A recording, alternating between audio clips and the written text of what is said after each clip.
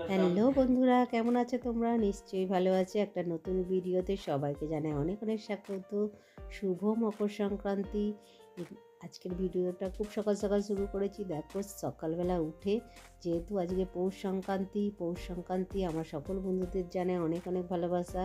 তো সকাল সকাল উঠে স্নান টান করে ঠাকুর ঘরে চলে এসেছি। সব কাজ সারা হয়ে গেছে, অনেক ধোয়া করেছি, পুরো উঠোন টুটুন ধুয়েছি। তো আজকের ভিডিওটা শুরু করে দিয়েছি। কেন অনেক রকমই পিঠে করলাম কিন্তু খেতে পেলাম না, কেন কি সব কিছুই তোমাদের সঙ্গে শেয়ার করবো। তো চলো দেখো, ঠাকুর ঘরে চলে এসেছি। ঠাকুর ঘর পরিষ্কার করে কলারে ধোয়া হয়ে গেছে, বাসন মাজা হয়ে গেছে। সারাটা দিন তোমাদের সঙ্গে শেয়ার করব, বন্ধুরা দেখতে থাকো। এসে পৌষ যেমনি হয়ে মরছি মরুনি,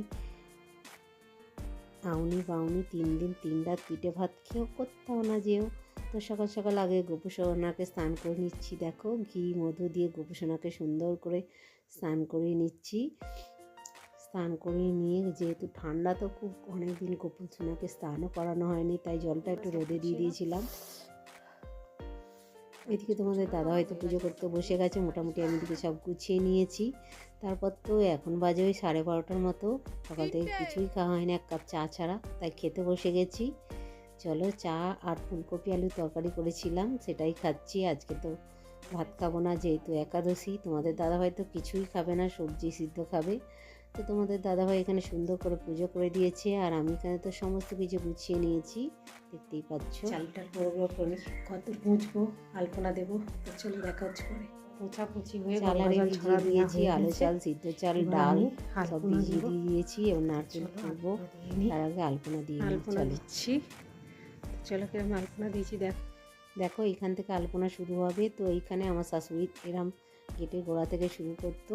তারপর সেখান থেকে মা লক্ষ্মী এসে ঘরের ভিতরে যেখানে ঘট পাতা হবে, আর এখানে হচ্ছে পুরোটা করা হবে। আর এইখানটায় দেখো, যেখানে রাস পাতা হবে সেখানে খুব সুন্দর করে গরু, গোলা, তারপর কাস্তে, দড়ি সমস্ত কিছু করে আলপনা দিতে হয়। তো আমি এইভাবে করেছি। তারপর তো রান্নাঘরে চলে এসেছি, কারণ আমাদের মানে পৌষ সংক্রান্তির নিয়ম হচ্ছে আঁচকে খোলা জ্বালতেই হবে। তাই আমি উনুনে চলে এসেছি, যেহেতু আমার উনুন আছে তাই উনুনেই করব। দেখো, তো চাল গুঁড়ো করে নিয়েছি, নারকেল করে নিয়েছি, নিয়ে প্রথমেই তো তুষ দিয়ে ভালো করে এটাকে পুড়িয়ে নিলাম। তারপরে পুড়ে যেতে সেটা তুলে এই যে দেখো আঁচকে পিঠে দিয়ে দিয়েছি। এটা ঠাকুরের জন্য হচ্ছে, তাই এতে নুন দিইনি। নুন ছাড়া ঠাকুরের জন্য পিঠে। তবে পিঠেগুলো হয়েছিল খুবই সুন্দর। দেখো কি সুন্দর ফুলছে টুকটুক করে, খুবই ভালো হয়েছিল। আমি খুব একটা পারি না, সারা বছরে একবারই এই পিঠেটা করি, তবে আজকে এবছরের পিঠেটা আমার খুবই ভালো হয়েছে।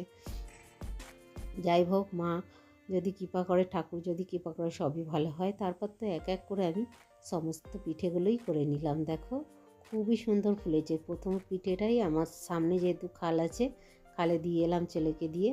তো বেশি করব না, অল্প কটাই করব, যেহেতু বললাম আজকে একাদশী, সেই জন্য এত পিঠে করছি, কিন্তু কেউই খেতে পাবো না। যাই হোক, এই যে দেখো পিঠে মোটামুটি আমার হয়ে যাচ্ছে, ঝপাঝপ করে সব কটাই হয়ে এসেছে। এই পিঠেটা আমাদের করতেই হয়। তো পৌষ সংক্রান্তির দিনে আমাদের এই পিঠেটা করতে হয়। মোটামুটি আমার সব পিঠে কটা হয়ে গেছে, ওদিকে আলপনাও দেওয়া হয়ে গেছে। এই 7টা হয়েছে। যাই হোক, তো তোমাদের দাদাভাই খাবে না, আমি খাবো না, তাই অল্প করেই হয়েছে। আমার ছেলে খাবে অল্প কটা। তো পিঠেগুলো হয়ে গেছে, এবার চলো রেখে দিয়ে এবার ঠাকুর ঘরে যাব, গিয়ে সন্ধে দেব, দিয়ে তারপর অন্য কাজ করব। এদিকে তো দেখো পিঠেগুলো ঠাকুর ঘরে নিয়ে চলে এসেছি। আর এইখানটা আলপনা দিয়েছি, দেখেছো গোলা করেছি, দড়ি করেছি, কাস্তে করেছি, সমস্ত কিছু করেছি। একটা পেঁচাও করেছি। যেহেতু দেরি করছিল, তাই রাস্তার জায়গাটাও রেডি করে নেবো। ধান আর ঢেলে দিয়ে বিড়ে টিড়ে সমস্ত কিছু জোগাড়জাত হয়ে গেছে, ঠাকুরমশাইয়ের অপেক্ষা। তো আমি মোটামুটি রেডি করে নিয়েছি, এদিকে সন্ধে দিয়ে গোপালকে সেবাও দিয়ে দিয়েছি। তো আমি এখন ঠাকুরমশাই আসছে না বলে, সেই জন্য রাসপাতা, সমস্ত ধান আর এই সমস্ত কিছু এই রাসপাতার যে জায়গাটা তৈরি করেছিলাম সেখানে আমি রেডি করে দিলাম। চলো এবারে চলে যাবো রান্না করে। খাবারটা করে দেখো এখন বানাচ্ছি লুচি। আমার ছেলে খাবে, আমি খাবো লুচি। আমার ছেলে পিঠে খুব একটা খায় না। ওখানে আমাদের দাদাভাইয়ের জন্য সবজি সিদ্ধ বসিয়েছি। তো এই যে দেখো পিঠে হয়ে গেছে সমস্ত কিছু। তারপর তো আমি একটু চা বসিয়ে দিলাম। কারণ মাথাটা ভীষণই যন্ত্রণা করছিল। সমস্ত কাজ বাজ করা কমপ্লিট হয়ে গেছে, ওদিকে বিউনিও রেডি করা হয়ে গেছে, সমস্ত কিছু রেডি করা হয়েছে। একটু চা করছি, নিজেও খাবো, ঠাকুরমশাইয়ের জন্য করে রাখবো। এখন বাজে ওই 8টা সাড়ে 8টার মতো। ঠাকুরমশাই বলেছে 9টার আগেই আসবে।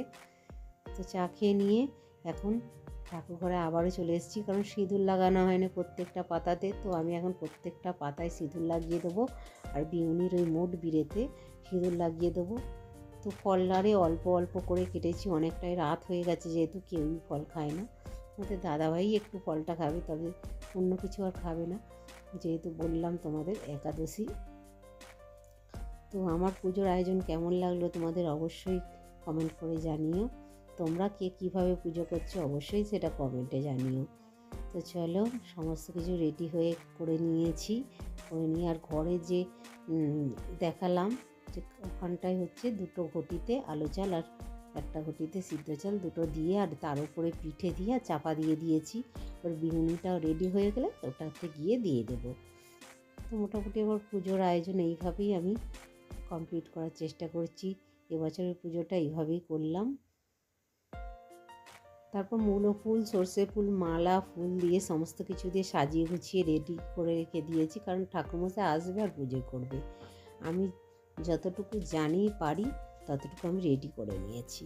মোটামুটি আমি তো চলো, মোটামুটি আমার রেডি হয়ে গেছে সমস্ত কিছু, দেখতেই পাচ্ছ। ওইদিকে চুবড়ি চাপা দিয়ে দিয়েছি ফল টল। তো আমি আলপনাগুলো রাতের আলো কি ভালো লাগছে শুকনো হতে, দেখো কি সুন্দর লাগছে, সেটাই একটুখানি তোমাদের সঙ্গে শেয়ার করলাম। তো চলো আমি একটুখানি বসবো। তার মধ্যেই দেখলাম ঠাকুরমশাই চলে এসেছে, খুব ভালো হয়েছে। ঠাকুরমশাই এখানে পুজোয় বসে গেছে।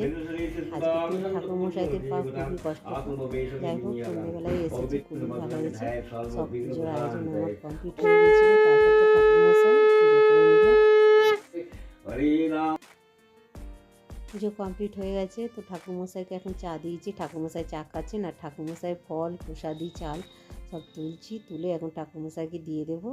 তো ঠাকুরমশাই তো চলে গেছে, আমার এদিকে সমস্ত কিছু হয়ে গেছিলো। তো আমি এখন খেতে বসে গেছি, লুচি তরকারি করেছি তো দেখেইছো। তো চলো, আমার ব্লগটা কেমন লাগলো অবশ্যই কমেন্ট করে জানিও, ভালো লাগলে একটা লাইক দিয়ে দিও। সবাইকে জানাই পৌষ সংক্রান্তির অনেক অনেক শুভেচ্ছা। বাই।